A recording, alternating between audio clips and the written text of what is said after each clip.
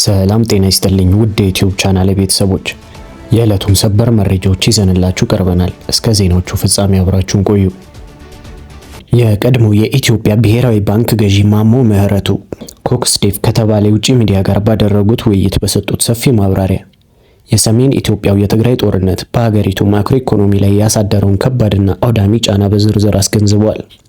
በሀገሪቱ የኢኮኖሚ ታሪክ ውስጥ ከፍተኛ የተሃድሶ እርምጃዎችን ሲመሩ የነበሩት ማሞ ምህረቱ በወቅቱ የነበረውን አጣዳፊ የኢኮኖሚ ውጥረት እንዲሁም ቀደም ሲል የነበረው በብድር ላይ የተመሰረተ የህዝብ መሰረተ ልማትና የእድገት ጉዞ የደረሰበትን ገደብ አንስተዋል። ጦርነቱ ሀገሪቱን አማራጭ ወደሌለው የኢኮኖሚ ቀውስ ውስጥ በመክተት ለዓለም አቀፉ የገንዘብ ድርጅት IMF ቅድመ ሁኔታዎችን እንድትገዛ አስገድዷታል ብለዋል። በተለይም የኢኮኖሚ ማሻሻያ ፕሮግራሙንና የኢንዱስትሪ ፓርኮችን እድገት አስመልክቶ በሰጡት ማብራሪያ ሀገሪቱ በከፍተኛ ወታደራዊና ፖለቲካዊ ጫና ውስጥ ሆና የብርን ዋጋ በገበያ እንዲወሰን ወይም ፍሎቲንግ ማድረግን ጨምሮ በIMF የሚመሩ የለውጥ እርምጃዎችን ተግባራዊ ለማድረግ መገደዷ ያስከተለውን ተጽዕኖ በማንሳት የተሰማቸውን ጥልቅ ነጸብራቅና ጸጸት ገልጿል። ይህ ውሳኔ በሀገር ውስጥ የታቀዱ የኢኮኖሚ ማሻሻያዎችን መሰረት ያደረገ ቢሆንም የጦርነቱ መዘዝ ግን አገሪቱ ለውጭ የገንዘብ ተቋማት እጅ እንድትሰጥ ያደረገ መሆኑን ጠቁመዋል። የኢትዮጵያ ላሞች የቺፕስ ቴክኖሎጂ ሊገጠምላቸው እንደሆነ ተሰማ። በኢትዮጵያ የወተትና የስጋ ምርትን ለማሳደግ የላሞች ዝርያ ማሻሻል አስፈላጊ በመሆኑ በላሞች ላይ የቺፕስ ሲስተም ቴክኖሎጂዎችን ለመግጠም እያሰበ መሆኑን የግብርና ሚኒስቴር አስታውቋል። የሀገሪቱን የእንስሳ ሀብት ልማት ዘርፍ ወቅታዊ እንቅስቃሴ በተመለከተበት በተሰጠው መግለጫ በአሁኑ ወቅት እየተከናወነ ያለው የሰው ሰራሽ ማዳቀል ስራ ውጤታማነት ከሚጠበቀው በታች መሆኑ የተገለጸ ሲሆን ይህንን ክፍተት ለመቅረፍ አዳዲስ የቴክኖሎጂ አሰራሮችን ማስገባት የግድ ማለቱን አስታውቋል።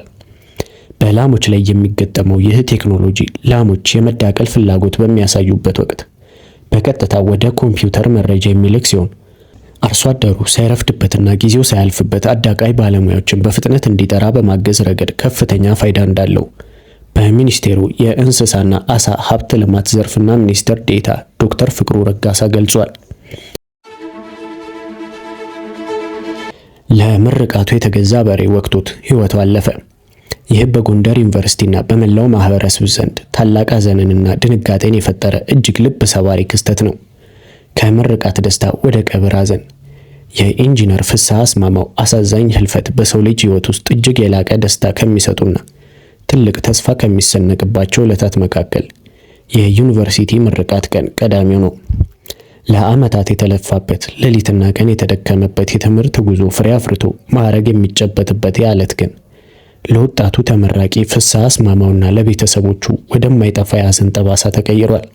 ወጣት ፍስሐ አስማማው በጎንደር ዩኒቨርሲቲ በኤሌክትሪካል ኢንጂነሪንግ የትምህርት ክፍል ተማሪ የነበረ ሲሆን በትምህርቱ ባሳየው ከፍተኛ ትጋትና የላቀ ውጤት በታላቅ ስኬት ለመመረቅ የበቃ ነበር። በጓደኞቹ ዘንድ በትህትናው በታታሪነቱና ለነገው ህይወቱ በነበረው ብሩህ ተስፋው ይታወቅ ነበር። የቤተሰቡም ሆነ የሀገር ትልቅ ተስፋ የሆነው ወጣት የላብና የድካሙን ውጤት ለመቀበል የጥቂት ቀናት ዕድሜ ብቻ ነበር የቀረው። ለአንድ ወላጅ ልጁን አስተምሮ ለምርቃት ማብቃት ትልቅ ኩራትና ክብር ነው።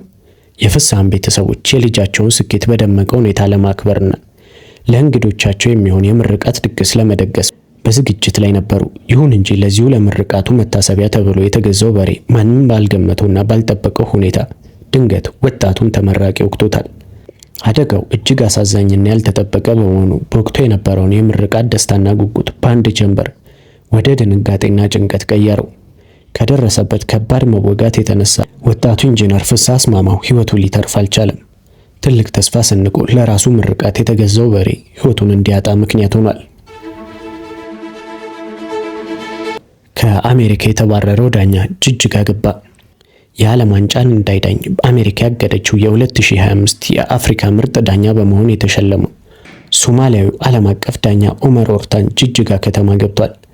በአውሮፓ ሱፐር ካፕ የፍጻሜ ጨዋታ ላይ በፓሪስ ሴን ጀርመን እና በአስቶን ቪላ መካከል የሚካሄደውን ታላቅ ፍልሚያ እንዲመሩ በአውሮፓ እግር ኳስ ፌዴሬሽን የተመረጠው ዳኛ ኦመር ኦርታን ጅግጅጋ ከተማ ሲቀበል ደማቅ አቀባበል ተደርጎለታል።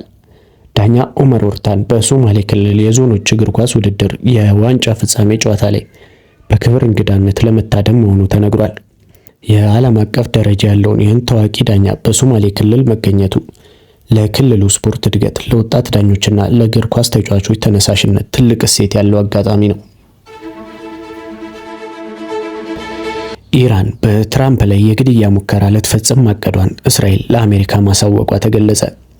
እስራኤል ኢራን በአሜሪካው ፕሬዝዳንት ዶናልድ ትራምፕ ላይ የግድያ ሙከራ ለማድረግ ማቀዷን የሚያሳይ የደህንነት መረጃ ለአሜሪካ መንግስት ማጋራቷ ተገለጸ። ኢራን ትራምፕን ለመግደል ያጠነጠነችው ሴራ በእስራኤል የስለላ ድርጅት ተደርሶበት ለአሜሪካ መረጃው እንደተላለፈ የአሜሪካ መገናኛ ብዙሃን ዘግቧል። ምንም እንኳን የአሜሪካና የኢራን ባለስልጣናት ለዚህ ዘገባ እስካሁን ይፋዊ ምላሽ ባይሰጡም ዋሽንግተን ከዚህ ቀደም የቴህራንን በርካታ የደህንነት ስጋቶችና በትራምፕ ላይ የተቃጡ የግድያ ሙከራዎችን ማክሸፏን መግለጿ ይታወሳል። ከሰሞኑ በቱርክ በተካሄደው የኔቶ ጉባኤ ላይ የተገኙት ትራምፕ ወደ ሀገራቸው ለመመለስ ሲነሱ የተሳፈሩበትን አውሮፕላን በድንገት መቀየራቸውም ከዚሁ የደህንነት ስጋት ጋር በተያያዘ እንደሆነ ተነግሯል።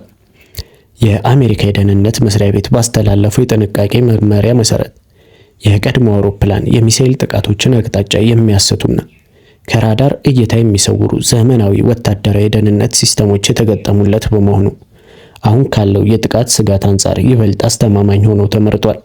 የአውሮፕላን ቅያሪው አዲሱን አውሮፕላን ቀድሞ በማስነሳት በእንግሊዝ ለሚገኙ የአሜሪካ ወታደሮች ለማሳየት የተደረገ መደበኛ አሰራር ነው በማለት ስጋቱን ለማስተባበል ቢሞከርም በጉዞው ወቅት በአውሮፕላን ውስጥ የነበሩ ጋዜጠኞችና ተሳፋሪዎች ግን መስኮቶችን ዝግ አድርገው እንዲቆዩ ጥብቅ መመሪያ ተሰጥቷቸው ነበር ሲል ሲኤንኤን ዘግቧል። የዋይት ሃውስ ቃል አቀባይ በበኩላቸው ቀጠናው በርካታ ጠላቶች ያሉበት በመሆኑ አሜሪካ ፕሬዝዳንቷን ለመጠበቅ የምትችለውን አቅም ሁሉ እንደምትጠቀም አስታውቋል። ከተመድ የሴቶች ጉዳይ ድርጅት የወጣ አዲስ ሪፖርት እንደሚያሳየው በዓለም አቀፍ ደረጃ የተደረገው የሰብአዊ እርዳታ የገንዘብ ድጋፍ ቅነሳ ከ1 ሚሊዮን በላይ ሴቶችና ሴት ልጆች የሚያገኙትን የነፍስ አድን እርዳታና ጥበቃ ሙሉ በሙሉ አቋርጦታል። ይህ ገንዘብ እጥረት በተለይም በተለያዩ ቀውሶችና የጦርነት ቀጠናዎች ውስጥ ለሚገኙ ሴቶች የሚቀርቡ ወሳኝ ድጋፎችን ክፉኛ ጎድቷል።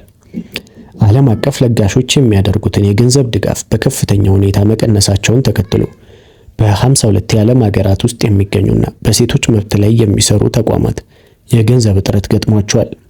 በዚህም ምክንያት እንደ አፍጋኒስታን፣ ሄይቲና ዲሞክራቲክ ሪፐብሊክ ኮንጎ ባሉ አስቸጋሪ ቀጠናዎች ውስጥ የሚገኙ ሴቶች ከጾታዊ ጥቃት መከላከያ፣ ከወሊድና ጤና እንክብካቤ እንዲሁም ከሌሎች የዕለት ተዕለት የሰብአዊ እርዳታዎች እየተገለሉ ይገኛሉ። የተመድ ሪፖርት እንደሚያስጠነቅቅ በአሁኑ ወቅት በሴቶች መብትና ደህንነት ላይ የሚሰሩ ድርጅቶች ከ90 በመቶ በላይ የሚሆኑት የመጠለያና የእርዳታ ፍላጎቶችን ማሟላት ያቃታቸው ሲሆን 40 በመቶ ያህሉ ደግሞ በቀጣይ 1 ዓመት ውስጥ ሙሉ በሙሉ የመዘጋት አደጋ ተጋርጦባቸዋል። ይህ አሳሳቢ ሁኔታ በአስቸኳይ መፍትሄ ካልተገኘለት በሚሊዮን የሚቆጠሩ ደካማ ሴቶችና ህጻናት ህይወት ይበልጥ አደጋ ላይ እንደሚወድቅ ተቋሙ አሳስቧል። ለሰዓቱ ያዝንላችሁ መረጃዎች እነዚህ ይመስሉ ነበር። በቀጣይ በሌላ መረጃ እስከምንገናኝ ቸር ሰንብቱ።